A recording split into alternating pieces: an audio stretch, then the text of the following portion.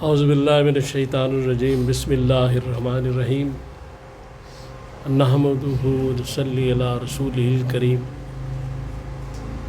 انتہائی قابل احترام سامعین اور حاضرین اور مجھ سے اچھے لوگوں، السلام علیکم ورحمۃ اللہ وبرکاتہ۔ درود شریف پڑھ لیں۔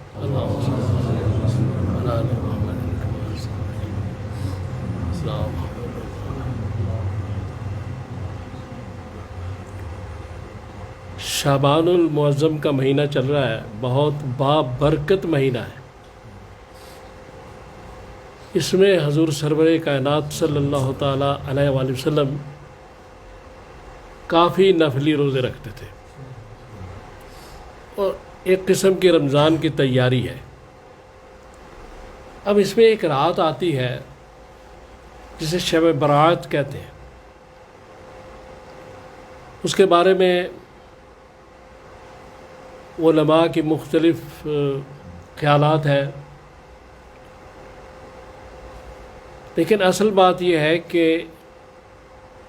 اس رات کے بارے میں 10 صحابہ سے جو احادیث روایت کی گئی ہے وہ یہ ہے کہ وہ فرماتے ہیں کہ رسول اللہ صلی اللہ علیہ وسلم اس رات کی فضیلت بیان کرتے تھے،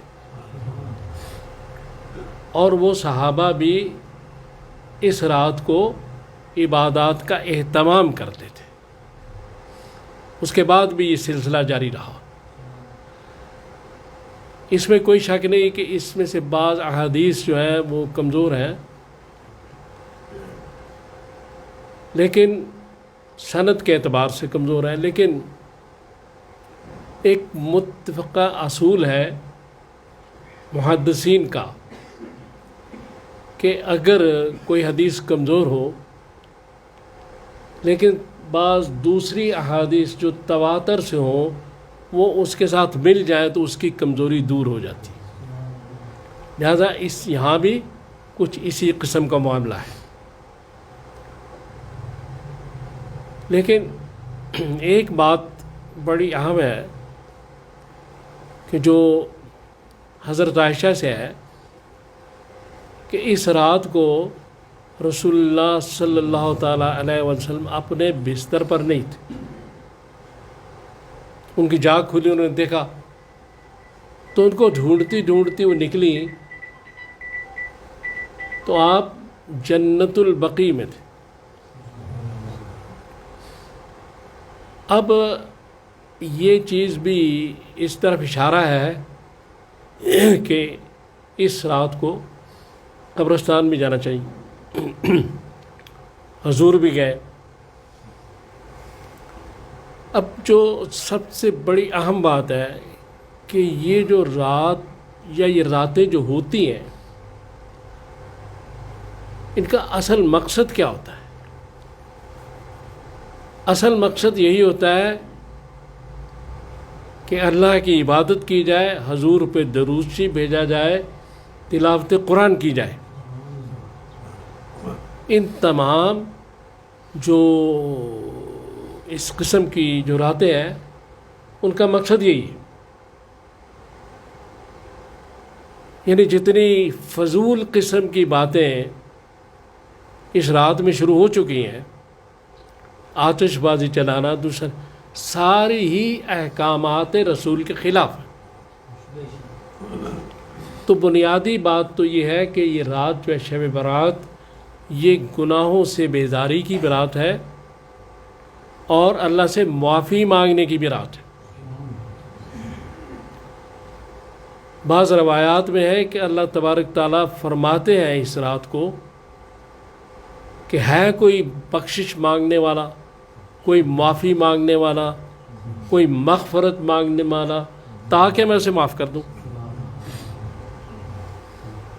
تو اس قسم کی کئی باتیں احادیث میں روایات میں آئی ہیں۔ اب اصل مسئلہ یہ ہے کہ جو نوافل پڑھے جاتے ہیں یہ جماعت کے ساتھ نہیں ہونے چاہیے،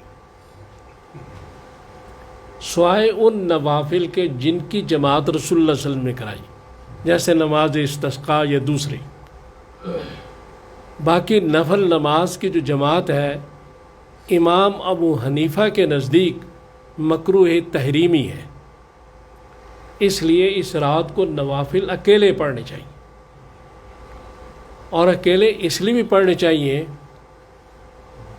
کہ آپ ہو، میں ہوں اور اللہ ہو اور تیسرا کوئی نہ ہو۔ اور اس کے بعد یہ ہے کہ ایک عام سی بات ہے کہ اگر کوئی بھی شخص کسی کو خاص مقصد کے لیے اس لیے بلاتا ہے کہ بھائی علیحدہ آنا،